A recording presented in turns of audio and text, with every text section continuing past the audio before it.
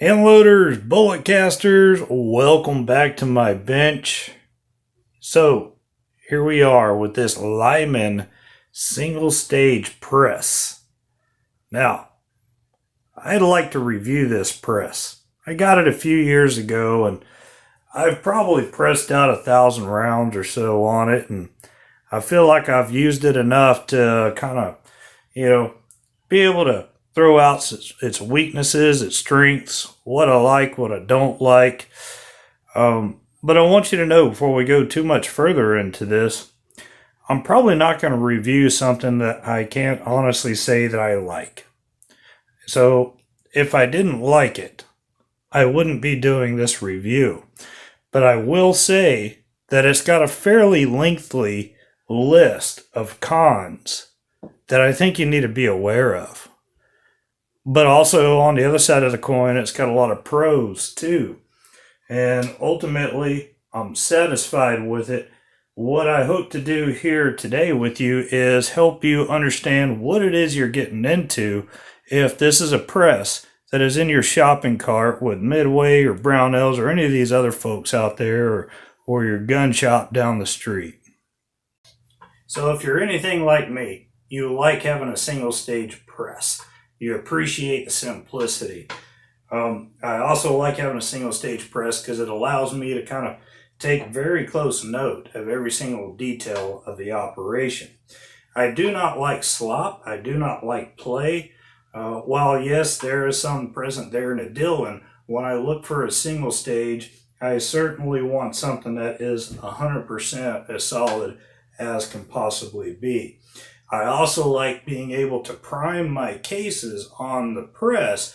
I could always get a bench mounted primer system or one of the hand primers, but I want a press that's going to allow me to do it right there on the press if I decide so, and typically I do. So one of the biggest selling factors for me with this press was the priming system. I was really kind of excited about this priming system because if you're familiar with Dillon, this inline primer system is very much like Dillon's. Obviously, it's not automatic. It's still manual because it is a single stage, but it's the same concept. It's a straight line primer feed where your primers will be stacked into a tube just like this one here, and they will be fed individually, sort of like a Pez dispenser. And you'll bring your primer in, pretty simple. This is the same type of system that Dillon uses, and if Dillon can make that system work with all the things that are happening on that progressive and make it work well, then how much more should it work well on a single stage? So this is my first point of contention with this press, because it did not work for me very well at all. In fact, it was extremely frustrating. There are two areas with this press that are now non-issues. The first one was a learning situation. And the problem is Lyman, I don't know if they're still doing it or not, but when this press came out, Lyman told all of us that any shell holder can be used with this press. And that, folks, is not true at all. I had mostly all Lee and RCBS shell holders when I got this press, and the problem was it was very difficult to get a primer seated all the way into the primer pocket. This was very frustrating, and also it was very difficult to get the primers to actually fall into place properly so that they could be inserted into the case. Okay, so there were two things that were going on here, and I'm going to address those points. So Lyman shell holders have a height of 0.474 thousandths of an inch. Note that. RCBS has a height of 0.508. Okay. Lee has a height of 0.497. Okay, so how can we call this universal? Okay, that's a pretty significant difference depending on how the priming system is designed. And the priming system here has a fixed height that will only push a primer so far. So it stands to reason that if we're using this short Lyman shell holder, everything is going to work out just fine. But the taller that shell holder becomes is going to increase the distance at which it takes for that primer to fully seat. So yes, I did have some problems from that. And what I don't like, and it is a gripe that I will continue to this day, is finally I decided, okay, I'll bite the bullet and purchase all new Lyman shell holders. If you already use Lyman products, if you already use Lyman shell holders, this is a non-issue. For me, I wasn't coming from a Lyman press system, so I was not happy about ultimately having to replace my shell holders with all Lyman. Another area that made priming very difficult on this press, I like to think that the press is going to be tuned properly when you receive it. After all, this is a single stage press, a very simple operation. And I'm going to kind of bring you in for a close-up so I can show you something that is pretty important for you to be able to see in case you're having these problems, or if you're going to be getting this press and you want to make sure it's good to go from the box. Okay, so this is sort of a top view of the press and the priming system. This is the primer feed tube, where it's basically a magazine for the primers, very similar to what Dylan uses. And this is the mounting block for that feed tube. Now it shouldn't be finger tight, but I did loosen it up just a little bit before I started this shot to make things easier. And this right here is where the primers will seat themselves into position in order to be transferred over to the case. What you want to make sure of is that this primer cup right here is perfectly lined up when it's in its pulled back position. And there is an adjustment right here for an Allen wrench that will adjust the depth of that plunger. Now, I would like to think that Lyman would have this already set up for you from the factory, but lo and behold, they did not. So I was also having a lot of issues with just getting the primer started in the first place. I was pretty upset with this press in the beginning. And just so there's not any question about what I was referencing, this little Allen head set screw right here is going to be that primer adjuster, and it'll make a world of a difference. The priming system on here feeds perfectly. I have no issue with it. You know, providing those two things, those two requirements are met, the correct shell holder, which contrary to what Lyman told us, it needs to be a Lyman shell holder. And also that this, set screw is adjusted for the proper depth. So here is another potential beef that you may have with this press. It's not a problem for me, okay, but it could be a problem for you. Most single stage presses are going to have some kind of steel bushing inserted here. These threads are threaded straight into the press, which means that you will never be able to remove the threaded bushing for some big 50 caliber dies. That could be a problem for some of you. It does mean that you're probably not going to be able to use certain bushing options that are out there.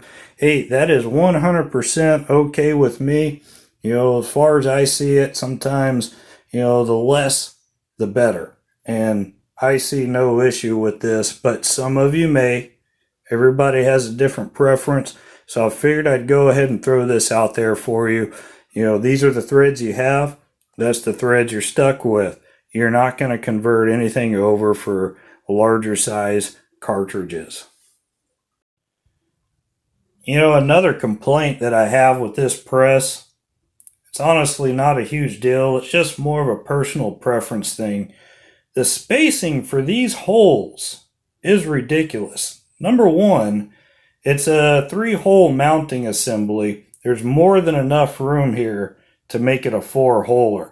Is it going to make a difference in the long run? Probably not. But this, for me, is kind of a personal preference. I would have liked to have seen that. I mean, for crying out loud, I mean, my Dylan is 4-hole. And we have plenty of room to make a 4-hole on this single stage. But Lyman said no. Additionally, look how far in this bolt hole is to the press. There is just about an inch to work with right here. And if you have an overhang on a table that's a little bit, well, I'll say on the standard size, what you're going to fight with is trying to get the hole right here in a spot where you're not going to run into the framing of the table.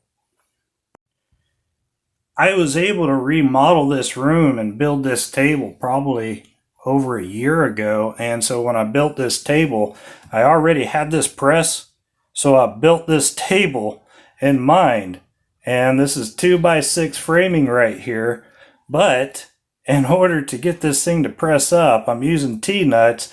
You know, I mean, it's right over the framing. And if you're not using T-nuts, if you're not already set up for a press with the holes with this kind of spacing, you might find yourself having a little trouble. I mean, there's plenty of room. They could have moved those holes up a little bit more, but I think it was just an afterthought. You know, I mean, for crying out loud, you look at this Dylan right here, and that worked out perfectly. You know, it wasn't that hard, Lyman. Why couldn't you just put the holes, you know, in a more user-friendly spot? So I'm not left-handed, so that means that, you know, very much of this world works out very well for me. So for some of you left-handed guys out there, you probably want to know that this press is ambidextrous like Lyman claims. Well, let's see. If the definition of ambidextrous means that you can take the handle from here and move it over here, then yes, it is. But if the definition of ambidextrous also means that you'll be able to work on the right side as well as the left side, well, I'm sorry, folks, that's not happening. It's very difficult to work in and out of this area. So if you are left-handed and you're wanting to be able to use this press in a similar fashion that someone who's right-handed would, then I'm sorry, this press might not be for you. Okay, so I just spent a lot of time, you know, ripping Lyman because I believe that they've misled a lot of us in some of the advertising features of this press. It's not ambidextrous. You know, it really isn't. And you have to use Lyman shell holders, otherwise you're going to end up with proud primers. Okay, so let's go ahead and get this out of the way. But at the beginning of this video, I told you I like this press. So now let's talk about the things that I like about it, because I would recommend it to a friend provided they're right-handed. So what I will say is this is of the O-frame design, meaning that it is fully supported from back here, this huge monstrous supported cast iron section, and it rides up here. So obviously you can know, like on a C-frame press where it doesn't have this support, there is a potential weak spot right here. However, with this O-frame style, it's very large, it's very robust. You know, you're not going to have any trouble sizing anything. I have resized AK-47 brass, you know, not steel, actual brass that's been expanded in some extremely large chambers. And this press is up to that challenge. It's up to the task. And another reason why is the camming feature, and I'm going to go ahead and show that to you. Now the cam system on this press is very robust. They clearly invested some money into making sure that this had a cam system that you could brag about.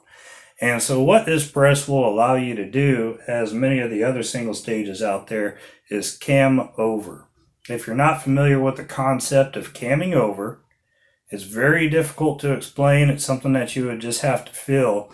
It's when you get to a certain point in the rotation of this handle, when you have a resistance from perhaps the shell engaging the bottom of the die, or it's maxed out as far as it can push the case, just as I was saying, that AK-47 brass, this camming feature will snap over and tremendously increase the amount of force. And we will hardly ever need that much pressure. Camming over is not something that you want to do regularly because it can be very stressful on the pins, and it can also begin to round out the holes, and this will produce a lot of unwanted slop. So try not to do anything that involves camming over if you can avoid it, but if you need that feature, it is there. Now let's take a look at the size of this shaft. Okay, it's very large. A lot of our single stage presses out there that are coming at a price point that are real friendly, the diameter of the shaft is one of the areas that they will cut cost on. And it's not always a huge deal. But you'll notice that this shell holder here is in place, and a lot of our presses out there that are available to us, the shaft is the same diameter of the shell holder. That is not the case with this Lyman. The Lyman shaft is actually significantly larger in diameter than the shell holders, which is another area of durability that maybe is not going to be a huge make or break deal, but for many of us, we like quality and we like to see extra metal. We like to see a lot of weight in our presses. Those things for us give us confidence in their stability and their ability to last many years. So one other feature we like to see in our single stage is we like to feel the smoothness. We like to know that everything is running smooth, because if something binds, that tells us something might be bent or out of alignment. It might be favoring one side over the other. This is a very smooth press to operate, which gives me a lot of assurance that it is machined very well, which is going to translate into the most concentric ammunition that I can make. I'm sure that there are much better presses. However, what I have found is this is plenty for my needs. One great feature of this press, and I do feel like Lyman tried to, I'm not going to say copy Dylan, but when something works well, it's hard to not jump on that bandwagon. This is a very comfortable ball handle. Now, sometimes it does work a little bit loose. It's never actually worked loose enough to come off, so I keep thinking that one day I'm probably going to end up throwing some kind of self-wicking Loctite or something on this ball to keep it in place. But this is a very comfortable, very smooth press to operate. Now I want to jump into the primer system of this press for a little bit, because it's really the Achilles heel of any press that has a priming feature. This is simply called a blast shield. It's there for your safety in the event that somehow you detonate a primer. It's going to direct the explosion upward. Right here we have the brass primer tube. Currently it's set up for large primers because that's the vast majority of what I do. I hardly ever fool with small primers. So although I'm not too terribly concerned about primer explosions, this tube, being brass, will bend very easy if you're careless for just a moment. So having this really does kind of protect that tube from getting any kind of damage. Now we might want to take this thing apart just simply because we're going to switch over to small primers, or perhaps we're just going to clean the system up a little bit. There's 3 screws holding it in, And if I recall, I believe that Lyman provides little Allen wrenches, but I usually just use my Dillon wrenches because they're right there mounted up next to my Dillon anyway. And I'll show you how this system comes apart. It's very simple. There is a recommendation that I do have for you. However, if you find yourself going back and forth between large and small primers pretty regularly. So in order to take this apart to make the conversion, just a matter of taking this knurled knob loose, removing the spring, which you don't have to have the spring on here for it to work. I have tried it both ways and I prefer the spring. The reason why is it always makes sure that when I'm not priming a case that this is fully retracted back, so that way crud from the depriming process can't fall into this cup and cause problems with my primer. Okay, so try using the spring, try it without the spring, whatever you like. Just one thing to note is you want to be gentle with this process because a lot of jarring unnecessarily can cause primers to get knocked loose. So with a simple Allen wrench, it's pretty easy to replace this large primer assembly, and we can install, I might have Loctited it. Okay, I'm not going to take it apart. But anyways, if you wanted to switch over to small, Lyman gives you a little baggie with a small primer system already. It consists of the little arm, the spring, and the cup. Now, if you were going to be going back and forth between large and small primers regularly, what I would recommend that you do is contact Lyman. See if they can send you an additional primer arm, because this way you can leave your small one mounted up and your large one mounted up, so all you got to do is a quick changeover that involves the 3 bolts that you just saw me take out. So just as a bit of a last part to help kind of wrap this up, I'm going to go ahead and show you exactly how you're supposed to load this system up with primers and what it does with your old primers as they get pressed out. Something that you'll need to purchase if you don't already have one is a little primer flip tray. Just makes life so much easier. What I'm going to do is I'm going to load up, I don't know, 25 primers. We'll see, whatever I can get in there. Because this tube I think is actually going to hold right about 50. So you can drop your primers in. Actually, I probably should have dropped them on this little rigid one. And what this primer plate allows you to do is you just shake them up, they'll eventually all lay in the same direction. So then you take your smooth one, drop it over, carefully pick it up. Don't want to waste any primers. They cost too much. And now we have them all shiny side up. We take our little Lyman primer tube and the little pin that comes with it, run it right through there, and we'll just start picking up these primers. Next stop, as you probably already noticed, drop them in, pull the pin, put your blast shield over it for your safety and the primer tube safety. Something else I like to do, and it's something that Dillon does with their primer feed system, and it would also work really well on the Lymans. When you buy a press from Dillon, they give you a weight that will drop on top of the primer tube, and that will help the primers kind of stay balanced. I don't know why Lyman didn't do the same thing, since it does appear that they've kind of gone with some of the Dillon design. So that little tube I have right there, we'll get this light out of the way, it's kind of annoying.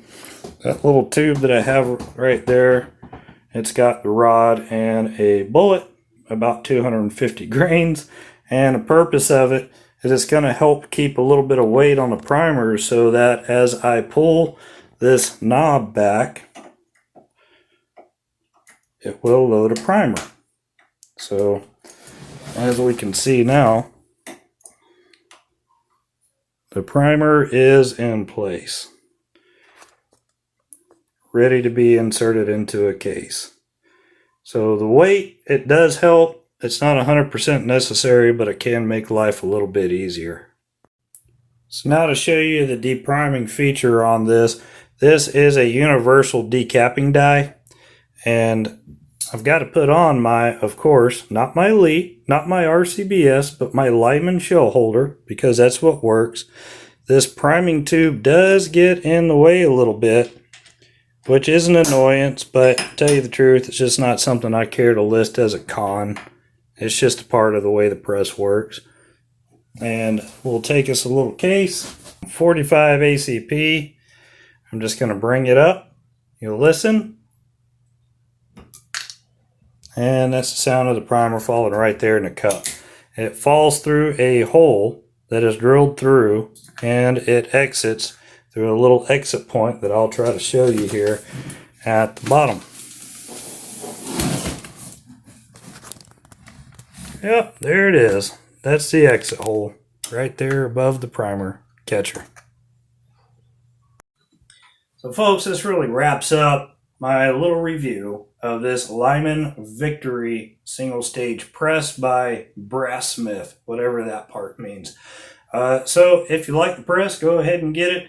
I've certainly thrown out a lot of information that might distract some from getting it or deter them, but I like the press. I'm happy with it. I'm going to keep it. It does everything I need it to do. It just came with a little aggravation in the beginning. So folks, thank you. Like, subscribe, or check me out on Rumble and subscribe. Thank you.